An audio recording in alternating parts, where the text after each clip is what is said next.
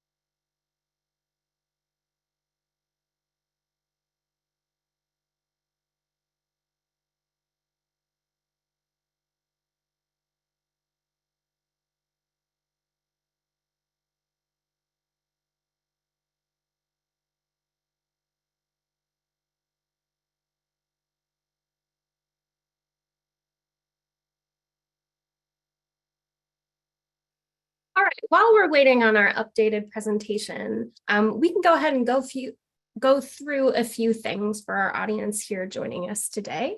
So thank you so much for your patience. Sorry about our technical difficulties, but we do have some important information to share with you while we're waiting for our updated presentation. So today's presentation will actually be what happens after polls close, and we'll have that presentation for you all shortly in just a moment. But before we get to that, we want to go through a few things with you, like visiting michigan.gov/vote. Michigan.gov/vote is your one-stop shop for all voter information that you need to cast a ballot this November. So if you visit michigan.gov/vote, you can check your voter information. You can check your registration status and where you're currently registered at. You can ask for and track an absentee ballot.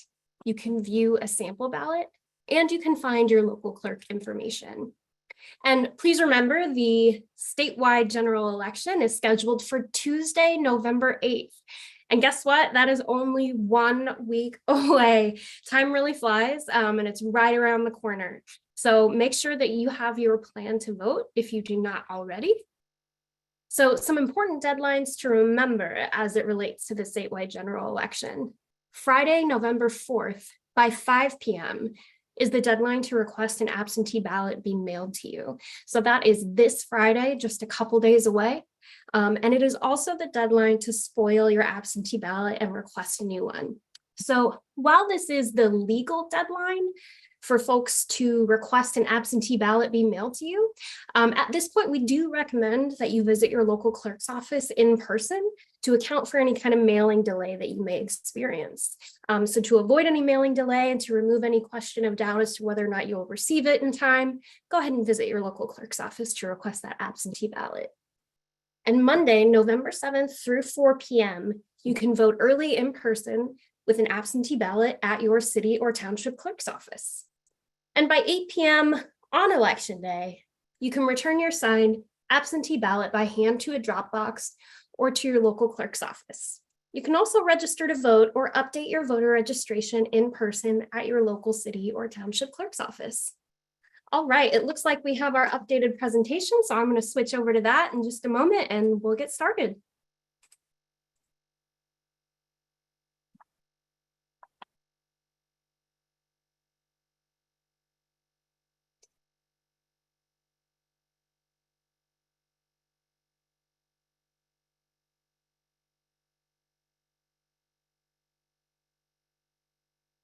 All right, away we go.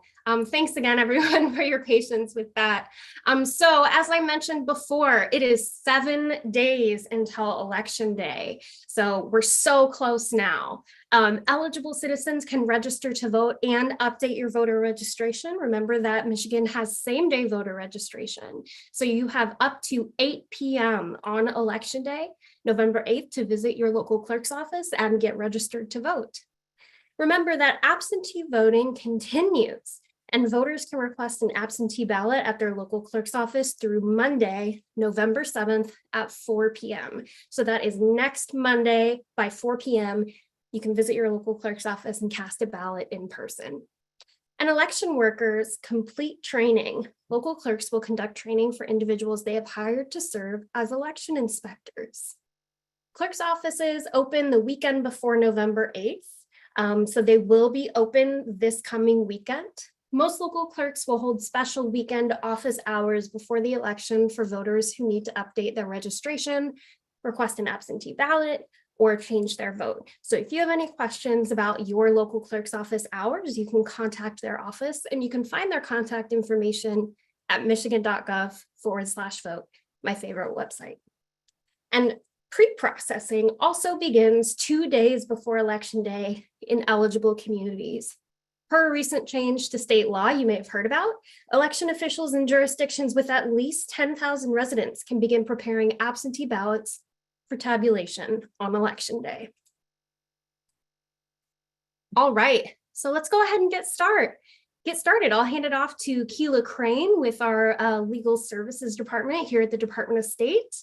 And she will talk about what happens after polls close on Election Day. Keela? Awesome. Thank you, Sarah. You bet. Good afternoon, everyone. So let's talk about what happens after 8 p.m. next Tuesday on Election Day.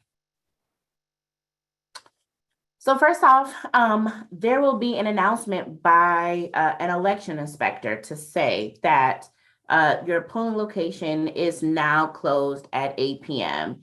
And typically there will be somebody that will stand behind the very last person that was in line at 8 p.m. when the announcement was made. That's because everyone that is in line at 8 p.m.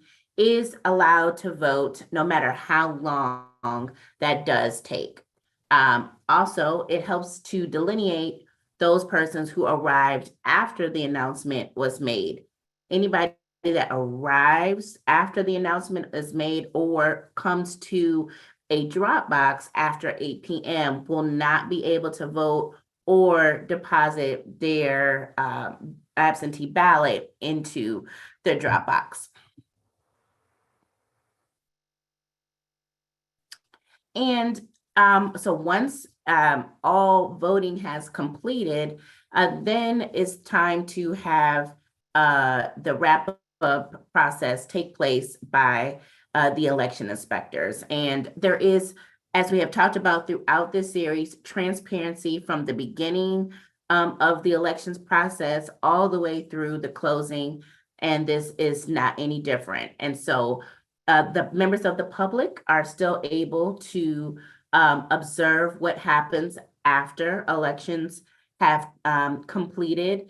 Poll watchers, poll challengers, and other members of the public are free to observe the closing process. After the election inspectors have done all of their work, the vote totals will be taped to an area where the public may be able to observe the recordings from election day. And the elections inspectors are, as they have been all throughout the day, able to ensure that we maintain order, and they're able to eject anybody that may be conducting may have disorderly conduct while they are closing out the precinct. So once again, after polls close at 8 p.m., the elections inspectors will verify that all ballots except provisional ballots, of course, have been tabulated, and they are making sure that no two ballots were stuck together. There's no kind of issues with that, and they'll make sure that the information from the e-poll book reconciles with what they're seeing from the tabulators.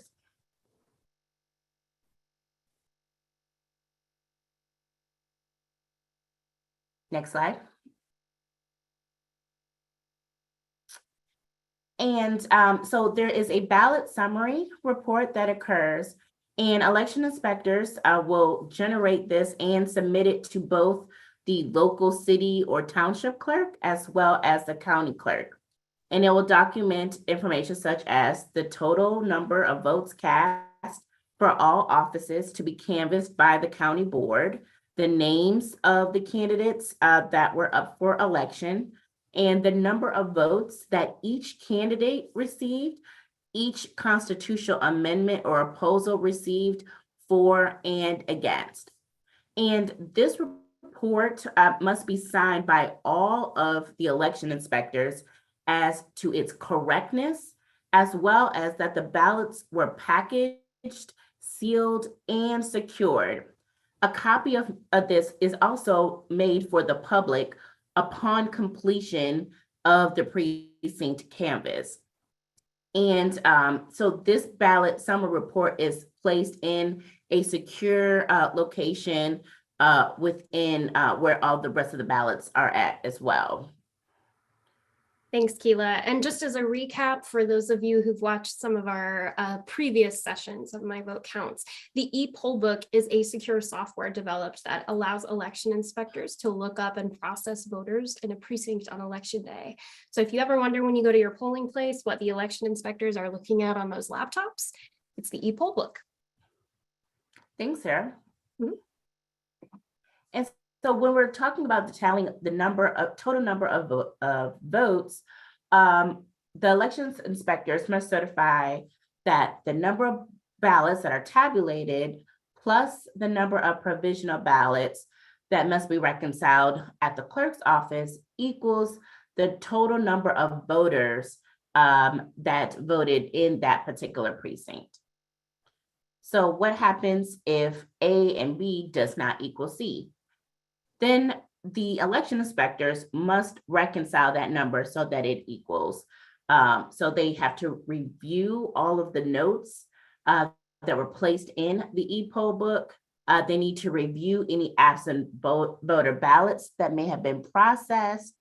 They also review that all provisional ballots were placed into their separate container and that were counted. And a team of at least 2 inspectors must review applications to vote one by one and compare that list to the number of voters in the e-poll book. So they're continuing to reconcile and go through this process until A plus B equals C.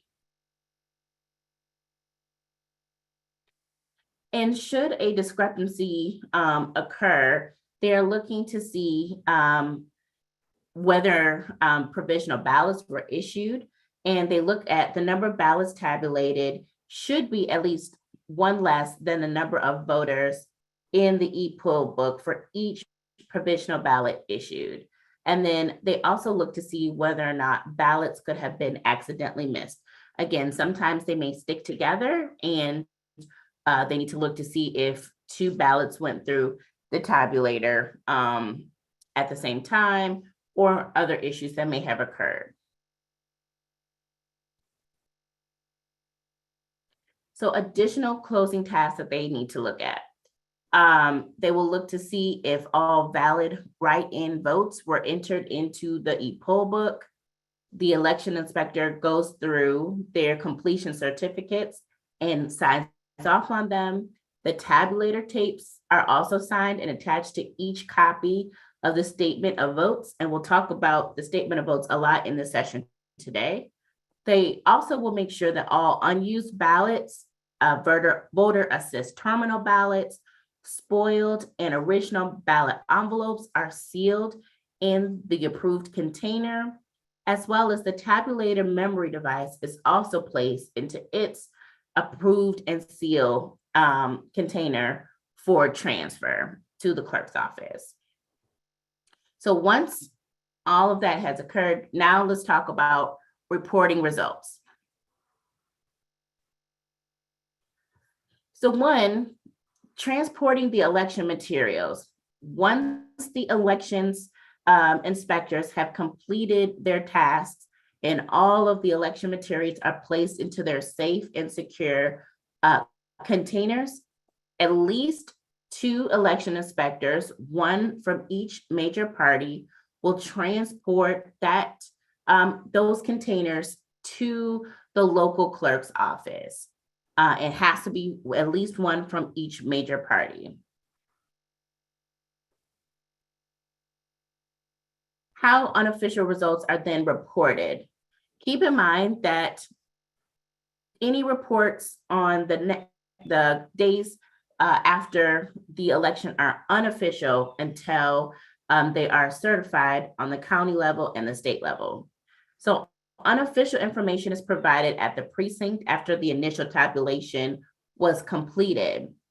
The unofficial account at a precinct can change based upon challenges that are issued, provisional ballots that are tabulated after election day, or any changes that may have occurred during the canvassing process. So unofficial results are posted on the county clerk's website, and results are unofficial until they are certified through the canvassing process, and that can take up to 2 weeks post-election day if you're talking about the county clerk or the county board of canvassers, and up to almost 21 days before the state board of canvassers. So again, why should you not expect results on election night? Unfortunately, our process is a little bit slow here in our state. So ballots cannot be counted, either the people who are voting in person, obviously they're not going to be counted until election day, but all absentee ballots cannot be counted until 7 a.m. on election day. So even this includes communities that have decided to begin a processing their ballots this weekend. They still cannot count those ballots until 7 a.m. on election day next Tuesday. Also, our larger jurisdictions need more time. More ballots means more time needed to process said ballots. Smaller jurisdictions are able to do that a lot faster and a lot easier. And so that just takes time to make sure that it's done accurately. And then again, as we have said, the results are unofficial, no matter when they're able to complete on the precinct level. They are unofficial until the results are canvassed and then certified by the State Board of Canvassers. So the post-election activities, while many of us, once we cast our ballots, whether absentee or even on election day, are done, our election workers on the local, county, and state level still have much more work to do in the days that follow. So what happens then? Our local elections, our local election officials continue their work. On the local level, they must process the provisional ballots, and that has to occur within the first 6 days after the election. The clerks will work with the County Board of Canvassers and their process. And then the results of the county canvasses are reported to the State Board of Canvassers. And we'll talk about each of those in turn. So provisional ballots. And we talked about this in a previous event a couple of weeks ago. And provisional ballots are those ballots that are issued to residents if they are not found in the e-poll book when they show up to the precinct, and there is a concern about whether or not they are able to vote in that particular precinct. So people who are issued a provisional ballot, that must be reconciled within 6 days of election day. So the local clerks must review the address for that potential voter to ensure that they were indeed in the right location. Also, the voter can also come to the local clerk's office and present items to the local clerk to demonstrate that they were in the correct precinct so that that vote may be counted. Voters can also fax documents to the local clerk's office or mail a copy of documents to the local clerk's office as well to demonstrate their ability to vote. So if the voter's address and identity have been proven to be valid, then their ballot is processed similar to a challenge ballot and is counted. If the voter was determined to be in the incorrect precinct, then unfortunately that ballot will not be counted. And so once that the local clerk's office process is completed, then we move to the County Board of Canvassers and the State Board of Canvassers process. So we want to make sure that you're clear about the distinct roles of each board. The County Board of Canvassers is responsible for reviewing and canvassing votes within the county that they serve. The board members, of which 2 are from both major parties. There's 2 members of Republicans, 2 are affiliated as Democrat as well. And they certify elections for the local and county-wide offices and the state House and state Senate offices if those districts are encapsulated in one county. The State Board of Canvassers, on the other hand, are responsible for certifying the results of elections held statewide. And then the County Board of Canvassers submit their reports to the State Board of Canvassers for final review and certification.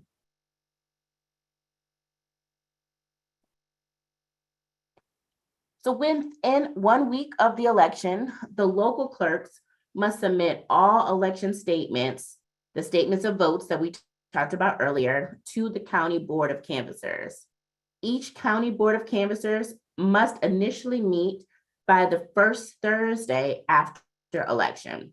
And the County Board of Canvassers have 14 days to certify the results for all county and local officers, as well as all local ballot questions. And again, if the State House and State Senate races are encapsulated in one county, then those are counted and certified by the County Board of Canvassers. Once the County Board of Canvassers has completed its process, then the county clerk's office must submit those election statements to the Secretary of State's office. For statements that pertain to United States Congress, Circuit Judge, the State House and State Senate, as well as amendments to the Constitution, those must be submitted to the Secretary of State's office by certified mail. Those statements are signed by both the county clerk as well as the chair of the county board of canvassers. The final step is the state board of canvassers.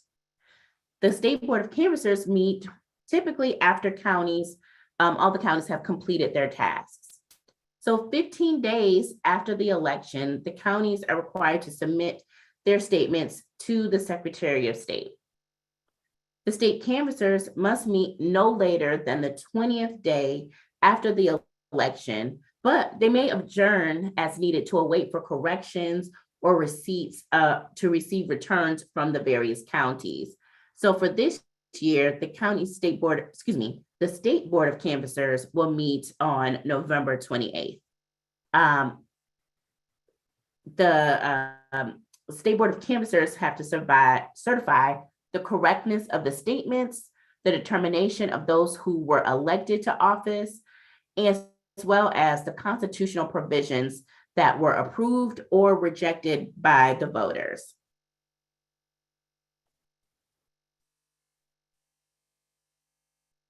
And the law requires that the board certify their election. Every board certifies their election. As we stated before, the county canvassers must certify on their level. The state canvassers must certify all of the elections. Should the board fail to certify, Michigan outlines that that failure can be considered a dereliction of duty, but that would have no impact on the election's outcome.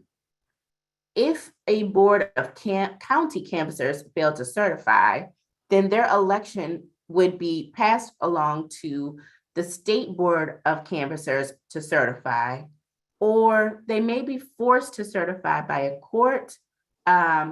Similarly, if the state board of canvassers fail to certify, a court may also force them to do so. So the last bit, with all of this information being said, how do you empower your voters? So Sarah, I'll turn it back over to you. Thanks, Keela. And thanks for all that information. It's just fascinating to see all of the checks and balances that go into making sure that elections are fair and accurate even after the polls close. It's a lot of additional processes that a lot of people aren't aware of. So thank you for all that information. All right, yeah, so like Keela said, let's talk about empowering voters in your community and things that you can do to help inform and empower your community members. So here we have a list of do's and don'ts. So in the do column, we have do educate voters on their rights and options for participating in an election. Do help registered voters make a plan to vote. Do help other eligible citizens register to vote. Do provide registered voters with an absentee ballot application, and do share accurate information about elections. An emphasis on accurate. If you have questions about information, you can always find accurate elections information at my favorite website, michigan.gov/vote. Now let's turn to the don't column. So don't attempt to influence someone's vote in exchange for goods or services. Do not collect and or return another voter's absentee ballot application or absentee ballot. Now, there are exclusions for if the person is a member of the same household, an immediate family member, or a deputized election official, or a postal service worker in their professional duties. Do not assist with or translate another voter's ballot without their consent. So if someone does not ask you for help, don't offer it. And you can't help a voter with their ballot if you are or if you represent their employer or labor union representative. And as I'm going through these, just as a reminder for everyone watching, if you have any questions on anything we've gone over today, you're welcome to pop it in the Q&A function on Zoom, and we might be able to answer your question here in just a moment when we get to our Q&A session. All right, so let's talk about making a plan to vote. You can help ensure registered voters in your community also make a plan to vote. So number one, verify your voter information at michigan.gov/vote. You can update your voter registration at your local clerk's office leading up to and on election day. And just as a reminder to everyone, we are within that 14-day window before an election day. So that means if you want to register to vote or you want to update your voter registration address, you have to go to your local clerk's office in order to do that. You cannot do that online and have those updates apply to the November 8th election at this point. All right, number two, choose where to vote. You can vote at home using an absentee ballot. You can vote at your clerk's office using an absentee ballot. Or you can go to your polling place on election day and cast a ballot there. And number three, the most important, vote. Whether you're voting absentee, you can request and return your absentee ballot by 8 p.m. on election day. And if you're voting in person, visit your polling place between 7 a.m. and 8 p.m. on election day. So here's some really important numbers for everyone to know. This is the Election Protection Hotline, and this is a great resource for anyone who has questions about casting a ballot, questions about their polling place or voting absentee, about deadlines, or if you're out and about and you spot something that doesn't look quite right, maybe you see an instance of voter intimidation, or maybe you experience an instance of voter intimidation. You can call this number and you can ask any questions, you can report any issues that you experience. This is a national hotline that is staffed by local Michiganders. So they're very well informed. They know all the rules and they'll be happy to help you out. And we have a couple different numbers here depending on your preferred language that you speak. So we can go ahead and move on. Now we're going to the Q&A. I'm actually going to go back to the previous slide just in case anyone was copying down those numbers. So we'll leave those up for a little bit. But now we will move on to our question and answer session. So we had a few questions submitted prior to today's session when folks were signing up. So we'll go through those questions first. And then if anyone has any questions that they would like to submit now, you can use the Q&A function in Zoom and your question may be answered after we get through all the pre-submitted questions. All right, Keela, you ready? Ready. All right. First question. Do election inspectors ever change votes after the polls close? And what prevents this from happening? Sure. So no, they don't change votes, but what they may do is duplicate the votes to ensure that a voter's choice is appropriately delineated onto their ballot. So if there is a stray mark or something that would not clearly indicate which candidate that the voter chooses, then there are at times when the election inspectors will duplicate the ballot to ensure that the voter's choice is correctly identified. Great. And whenever that process happens, it does require 2 election inspectors affiliating with different parties to observe the duplication process too. So there's an extra check there. Great. Next question.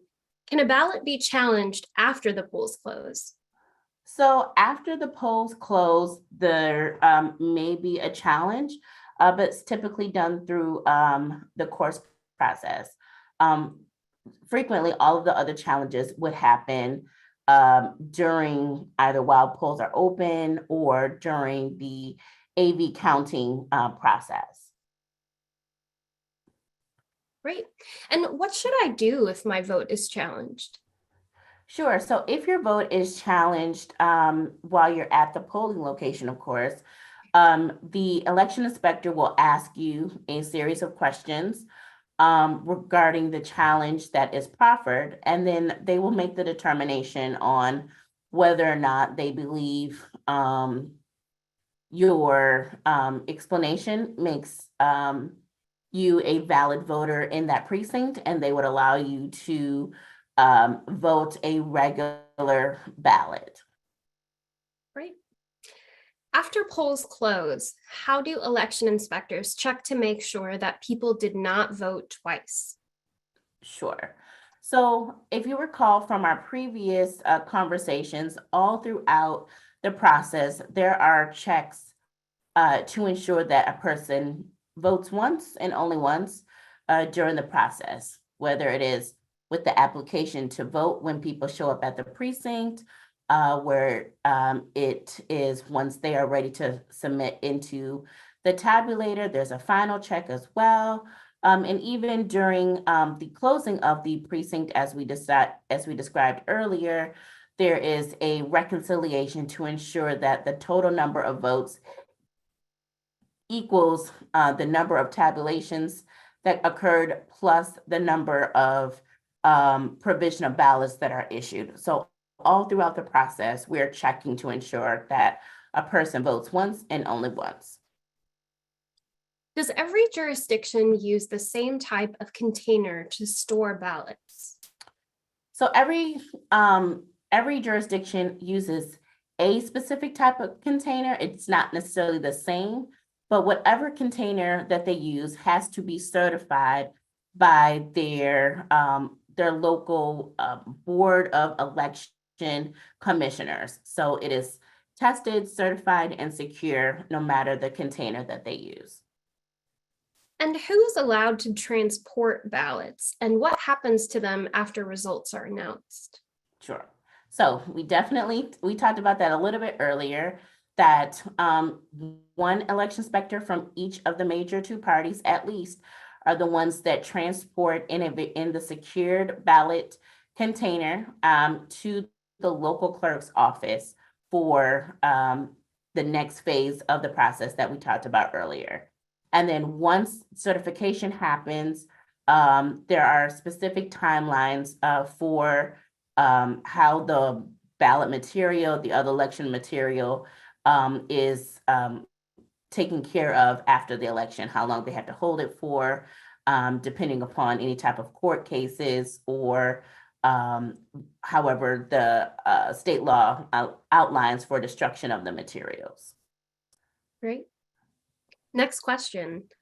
If I'm in line to register to vote on election day by 8 p.m. at my local clerk's office, can I still cast a ballot after the polls are closed? Yes, definitely. And you would likely need to receive an absentee ballot and cast it there at the clerk's office. Great. Next question. Do all polling places follow the same process when closing? Yes, they do. It's outlined in the manual for election inspectors. And there's a checklist that we referred to earlier that each board of election inspectors goes through one by one to ensure that the precinct is broken down in a similar fashion. Great. And we want to remind everyone too, this process is a transparent process that can be witnessed by election observers, including poll watchers and challengers who are in the building. Next question. Why would election challengers or poll watchers not be admitted into or be ejected from a polling place after close? That's a great question. So it's a myth that they cannot be admitted. As we outlined, members of the public, poll watchers, poll challengers are able to view the closing of a precinct, including the final steps to reconcile all of the votes. A person may be ejected, however, if they are being disruptive. So if they are performing a conduct which is considered disorderly by the election inspectors, then they do have the right to have them removed from the precinct. Great. Next question. Can you clarify the HAVA requirements for first-time voters? That's HAVA. And what should I bring with me to my polling place when voting for the first time? Yes, so HAVA is the Help America Vote Act, which was signed into law in the early 2000s, 2002 to be exact. And so if by chance you did not, if you register vote by mail, that's number one, and did not provide either a Michigan driver's license number or your social security number, the last 4 digits of your social security number, then you may need to provide some identification as a first-time voter in Michigan to vote when you come to vote in person. So what is good to bring with you? You should bring what you have. So if you have an ID with you, whether that is a driver's license or a state ID, a school ID or something of that regard, it's great to bring that with you. If you have your voter registration card, that's great to bring that with you as well. If by chance you forget to bring one of those documents, of course, you're able to sign the affidavit of identity that proves you are who you say you are. But it's good now, a week before Election Day, if you're planning to vote in person, to gather the materials that you need or that you would like to bring with you to the polling location. Have that ready to go. Great. Do voter intimidation laws apply to challengers and poll watchers? And what should I do if I see voter intimidation? Yes. The federal and state laws regarding voter intimidation apply to everyone. And so it's great to jot the number that you see on your screen right now, the Election and Protection Hotline, so that if you do see things that you feel to be intimidating or you're concerned about, or there are other issues at the polling locations that you might be concerned about, feel free to contact the National Election Protection Hotline. There are numbers here in English, Spanish, Arabic, and several Asian languages. I'll go through them real quick. I know that Sarah did that earlier, but just to be helpful, 866 Our Vote is the number to call for English language assistance. If you want to call 888-839-8682, that's to get assistance in Spanish. If you want to call 844-925-5287, that's to get assistance in Arabic.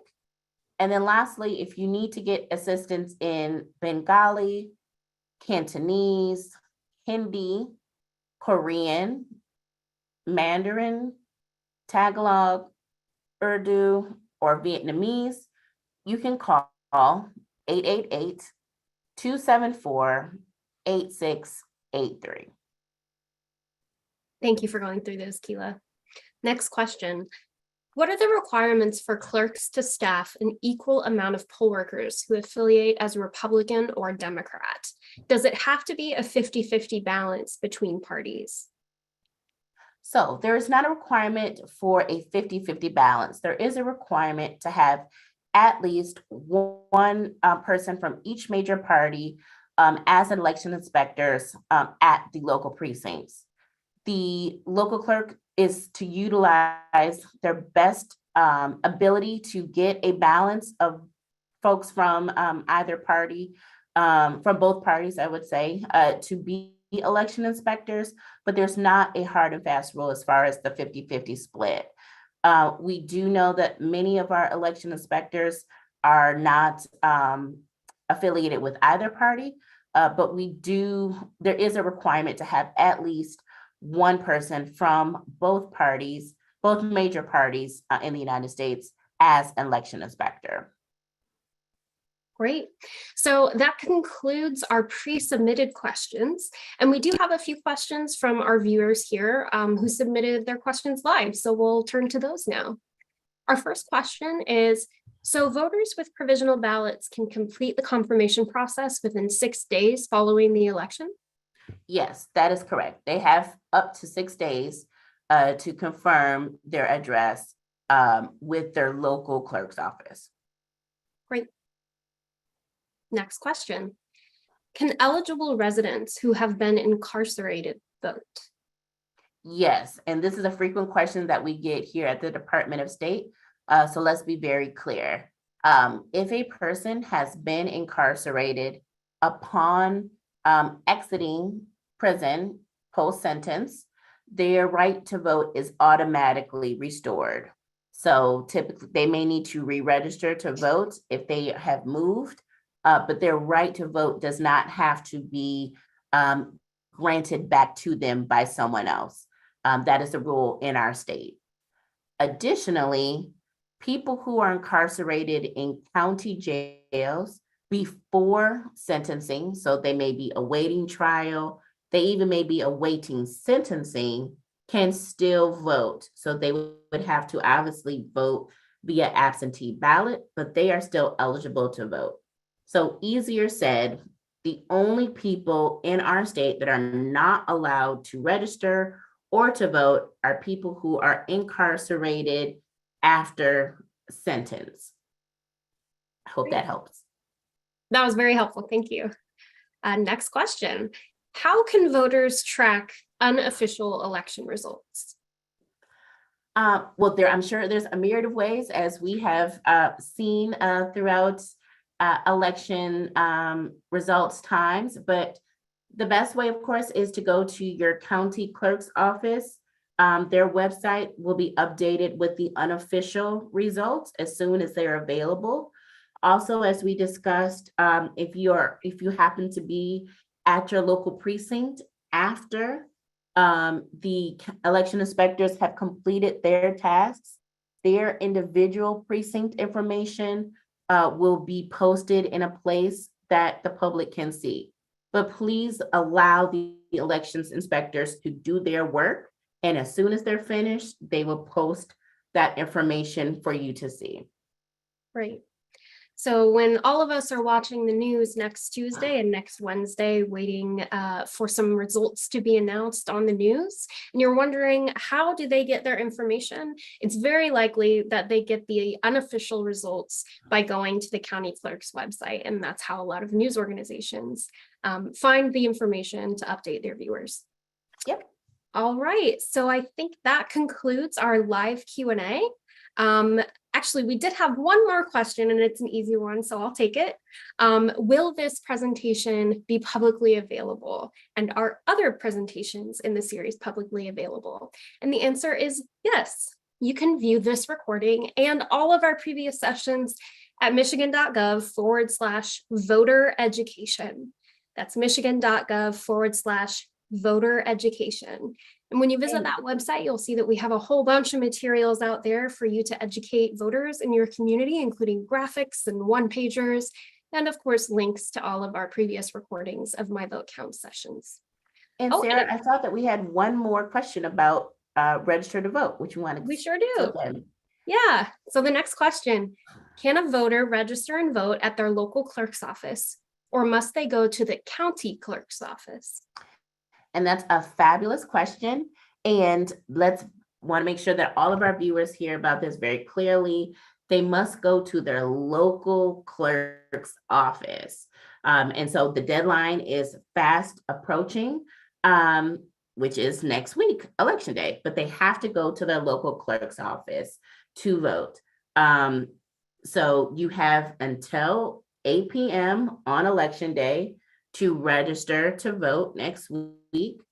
You have until Friday, this coming Friday by 5 p.m. if you would like to request an absent voter ballot. You have until Monday at 4 p.m. to request an absent voter ballot and vote in the local clerk's office. Should you need to register to vote, however, again, you must do it at your local clerk's office. That means your city clerk or your township clerk by 8 p.m. on election day. A great reminder. And for those of you wondering, who is my local clerk and where can I find them? If you go to my favorite website, michigan.gov/vote, you can look up your local clerk and their office address information. So you can locate them and visit their office. All right, it looks like that concludes our Q&A. Thank you, Keela, for all of the wonderful information today. And I want to thank our viewers again for your patience with us getting started and for sticking around to learn all about how your vote counts and about Election Day next Tuesday, November 8th.